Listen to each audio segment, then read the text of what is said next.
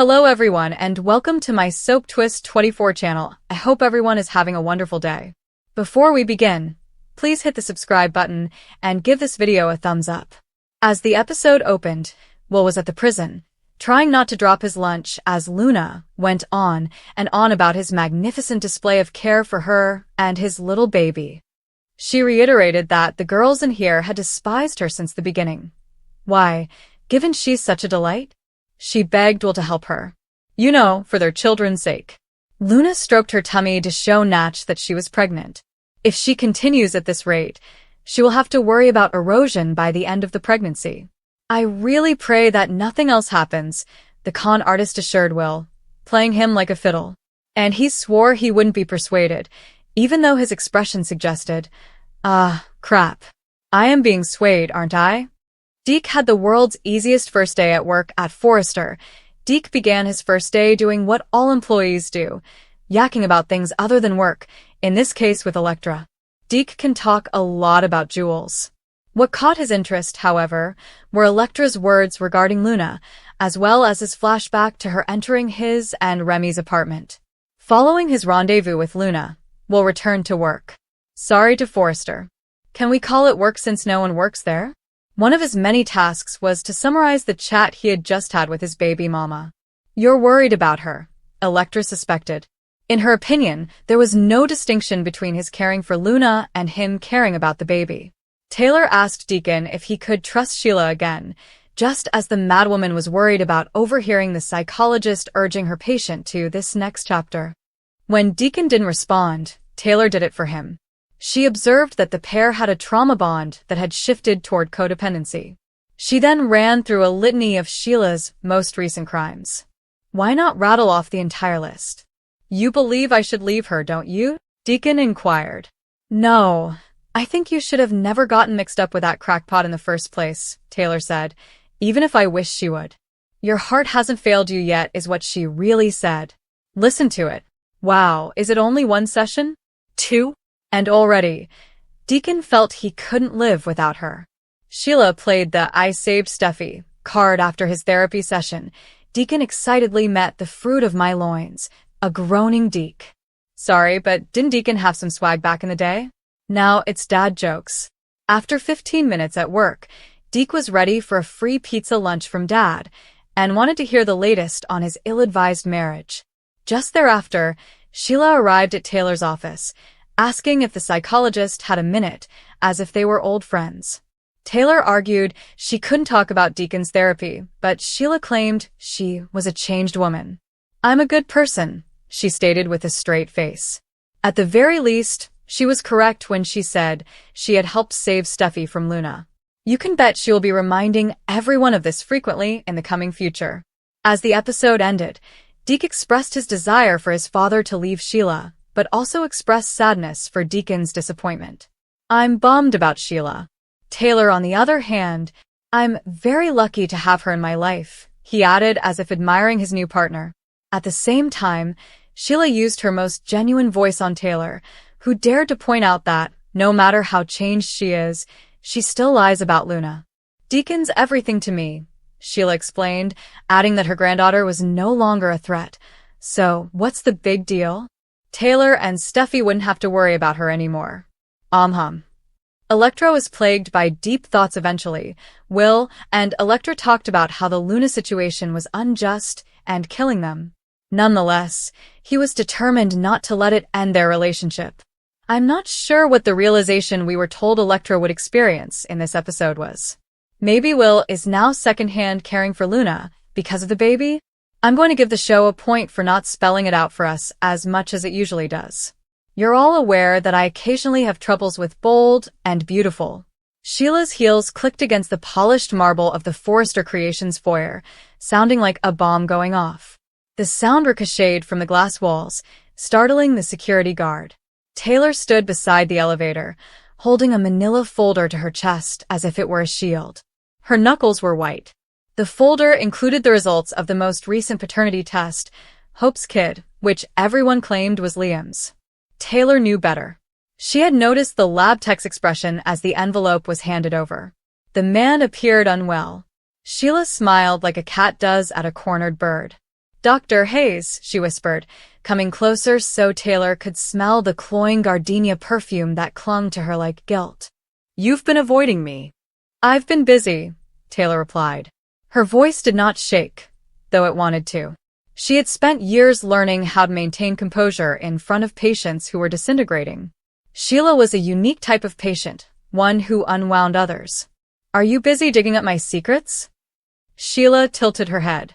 A dark strand of hair fell across her cheek. Or, are you burying your own? Taylor tightened his grasp on the folder. I don't know what you're talking about. Oh, sweetheart. Sheila laughed softly, almost maternally. You are a terrible liar. Always has been. That is why Steffi trusts you. This is why Ridge keeps creeping back. You are your goodness like armor, but armor cracks. The elevator chimed. The doors slid open. Empty. Taylor stepped back. Sheila took a step forward. Meanwhile, across town, Deacon Sharp left the county clinic with a prescription in his pocket and something dangerously near to hope in his heart. The doctor, a tired woman with gentle eyes and a name tag that read Dr. Marquez, had changed his medication. The new combo should level you out, she explained. No more highs and no more crashes. Just be steady. Deacon rolled the word about in his mouth, like a new flavor. He hadn't felt stable since Sheila shot him in the chest and left him for dead in an alley behind Il Giardino. He'd battled his way back, one relapse at a time, but the darkness still waited. It murmured that he was nothing. A felon. A failure. A man who loved the wrong woman so much that he destroyed his life. Today's whispers were quiet. He paused at the intersection of Sunset and Vine, blinking into the late afternoon glare. A bus hissed by, kicking up grit. Deacon closed his eyes and took a breath. For the first time in years, the air did not taste like ash. Taylor's back slammed the elevator wall while returning to Forrester. Sheila pushed in behind her, hitting the button for the top floor with a crimson nail. The doors closed. Only the two of them. You're going to give me that folder, Sheila stated in discussion. And then you're going to forget you ever saw it. Taylor's heart pounded against her ribcage. You cannot threaten me, Sheila. Not here. There are cameras. Cameras can be removed. Sheila's smile was unwavering. People can be erased. You should know it better than anyone else. How many times has your family attempted to bury me? And yet, she said, spreading her hands. Here I am. Taylor's thoughts raced. She remembered Brooke, who was weeping in the hospital after Sheila's last stunt. She thought of Finn, her son, caught in the crossfire of a war he had not asked for. She thought about Hope's kid, who deserved a life free of this poison. I won't let you hurt them, Taylor stated. Sheila's gaze softened, almost tender. You still believe this is about hurting people? Oh, Taylor. It's about defending what I own. My son. My grandson. My legacy. She leaned forward, her voice lowering to a whisper. You took something from me once. Do you remember? Taylor did. Years ago, in an act of desperation, she switched paternity tests to keep Steffi safe. It had worked. For a while. But secrets have weight, and gravity always wins. The elevator lurched to a stop. The doors opened onto Eric's rooftop garden, which was blooming with roses and jasmine. Nobody was up here this late. The metropolis stretched under them, a glittering deception. Sheila stepped outside. Taylor followed, since she didn't have an option. Deacon's phone vibrated. Hope texted, dinner at the cabin tonight? Bring dessert. He smiled, genuinely smiled, and texted back, on my way. He stopped at a bakery on Melrose and chose a chocolate cake with raspberries on top. The type Sheila used to adore. He froze in the center of the shop, holding a cake box. The concept came unexpectedly, like a ghost sliding between the crevices. He paid quickly and went before the whispering could resume. Taylor's hair swept over her face as the wind blew across the rooftop. Sheila surrounded her, like a shark. Give me the folder, Taylor. No. Sheila sighed. I didn't want it to come to this. She dug inside her purse. Taylor's breath caught. A gun? A knife? But Sheila took out a snapshot instead. She held it up with 2 fingers. It was aged and creased down the center. Taylor and Jack Finnegan, arms around one another, laughing at a long-ago party. Behind them, a younger Sheila stared from the shadows, her expression enigmatic. "You were never the hero of this story," Sheila explained. "You were merely the lady who took my husband." Taylor stared at the photograph. She remembered that night. She remembered the champagne, the music, and how Jack's hand felt against the small of her back. She recalls thinking, this is what happiness feels like. She had been incorrect. "I didn't steal anything," Taylor explained. "You destroyed it yourself." Sheila's expression twisted. The mask slipped for a brief moment, revealing the raw, throbbing thing underneath. "Not evil. Just broke." "Maybe," Sheila muttered. "But broken things can still cut." She charged. Taylor stepped aside, years of self-defense training taking effect. The folder flew out of her hands, scattering papers like white birds. Sheila grasped her wrist, nails sinking in. Two ladies fought over ghosts. Below, Deacon approached the cabin. Hope's porch light gleamed warmly in the dusk. He balanced the cake box on one hand and knocked. Hope opened the door with red-rimmed eyes. "Deacon." "Thank God. What's wrong?" "This is Mom." She went to Forrester to face Sheila. Alone. Deacon's blood ran cold. "When?" "1 hour ago." "She wouldn't listen to me." He placed the cake on the entryway table. "Stay here. Lock the doors." "Deacon." But he had already fled. Taylor's heel became stuck on a loose tile on the roof. She landed hard, knees scraping concrete. Sheila hovered over her, and the snapshot flitted to the ground between them. "This ends tonight," Sheila stated. Taylor looked up. The city lights blurred through tears she had no idea were falling. "You're right," she replied. "It does." She dug into her pocket and took out her phone. One tap.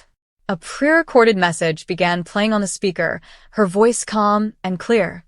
"If you're hearing this, Sheila Carter has cornered me. The paternity findings are in the folder.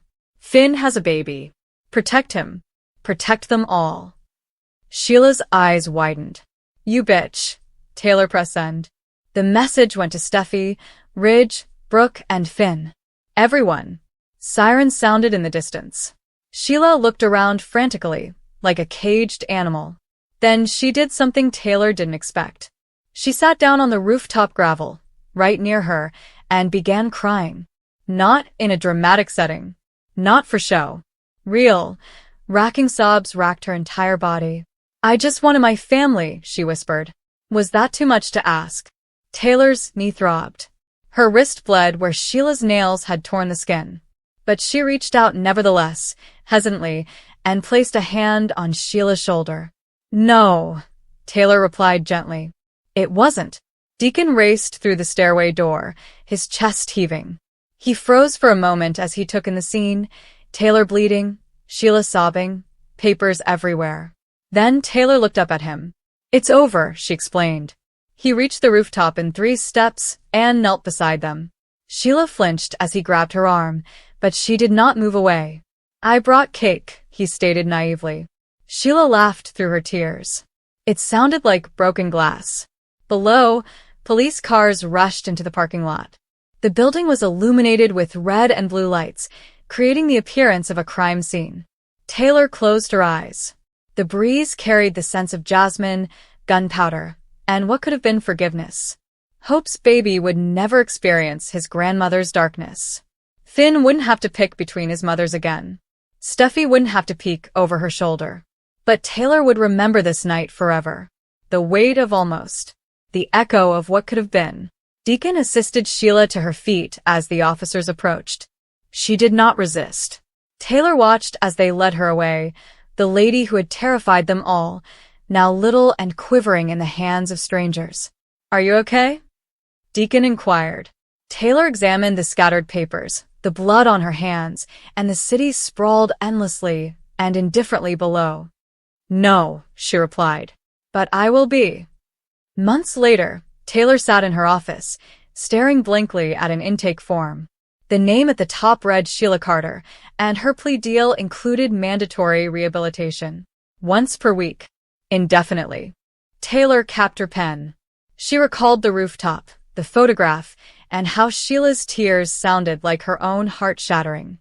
She remembered Deacon, who came every Sunday with coffee and stories about Hope's baby beginning to walk. She considered the folder, now sealed in a safe, its secrets finally laid to rest. The door opened. Sheila entered, escorted by a guard. She looked different. Smaller. Her hair was pulled back, and she didn't wear any makeup. She wore prison orange as a pendant. "Dr. Hayes," she murmured gently. Taylor motioned to the chair. Sheila sat and said, "Have a seat." For a long time neither spoke. Then Sheila remarked, "I dreamed about you last night." Taylor waited. "You were drowning," Sheila added. "So I reached for you. However, my hands were no longer hands. They were claws." Taylor leaned in. "What do you think that means?" Sheila glanced at her eyes old and worn. "That I am still dangerous. Even when I don't want to be." Taylor agreed. "Good. That's a start." Outside, the sun set over Los Angeles, turning the sky the color of faded bruises.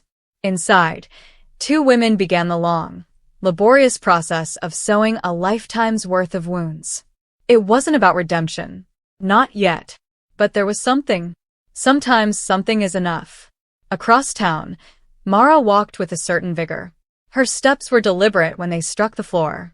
She knew, or more accurately, she had patched together enough shards to construct a truth that was nearly certain. There was no point in allowing it to fester any longer. She did not come seeking cruelty. She did not come seeking vengeance. She came because her past with Elise was jagged, incomplete, and filled with untold hurts. A confrontation was unavoidable, and she couldn't put off what had been simmering between them for so long. Jonah, meantime, sat outside the tiny cafe where he frequently stopped after visiting the doctor. He exhaled deeply, sensing a shift within him. Something delicate, yet strangely buoyant. He recalled the chat from earlier. A talk that did not immediately cure him, did not erase years of regret, and did not repair every broken piece of his existence. But it provided him with reassurance. Permission. A reminder that he didn't have to bear the burden of past sins like a brand etched into his skin. Someone looked him in the eyes and told him he deserved kindness, forgiveness, and even love. Not as a present, but as a human right. He stood with a new lightness in his step, as if gravity had loosened its grip slightly. Elise stood as soon as she heard the knock. Something deep within her spine constricted. She didn't have to inquire who it was. There were times in life when a person felt as if the world was closing in on them, not as punishment, but as an unavoidable reality. She opened the door carefully. Mara did not wait for an invitation. She stepped past Elise, her presence filling the room with the obvious power of reality approaching. Elise gently closed the door behind her, her fingers quivering. "I think you know why I'm here," Mara remarked, her voice low and calm. Not accusatory, just obvious. Elise nodded. Her throat felt dry, as though she had swallowed dust. "I do." For a few moments, neither said anything. The silence between them was almost compassionate, like if they were sharing something familiar, but it was strained by the passage of time and everything that had gone unsaid. Mara gazed around the room. Everything was immaculate and almost perfectly manicured, as if Elise felt that order could compensate for internal instability. "I've had a long time to think," she said slowly. "It took a long time to figure out what portions of our lives fell apart. And I recognized that I couldn't move forward when some pieces were still lacking. I need to hear it from you. I need to know the truth." Elise sat again, but this time her stance was different, crumpled and vulnerable. "I never meant for things to happen the way they did," she said quietly. "I believed I was protecting you. I thought silence would protect you." "That wasn't your decision," Mara responded. She wasn't angry. She sounded tired and burdened. "You've shut me out. You made me think I was the one who failed. You allowed me to carry shame that did not belong to me." Elise felt the words strike her like gentle blows. She had always known that one day she would have to face the consequences of her actions. But knowing and enduring were not the same thing. "I was afraid," Elise finally said. You were already hurting. I couldn't stand to be the one who broke you totally. Mara's laugh was brittle. You broke me anyway. Only slowly. The truth weighed heavily in the air. Meanwhile, Jonah walked home through a tiny park. The earth was still damp from the morning rain. He noticed a few fallen leaves trembling in the breeze. He felt the ghost of a smile tug at his lips, tired but genuine. Today was one of the first days in a long time when I didn't feel like drowning. And yet, he couldn't shake the idea that something essential was happening somewhere else, something involving the two women whose lives had once intersected with his in ways neither of them had anticipated. If you want to see the second part of this, please provide feedback in the comment section.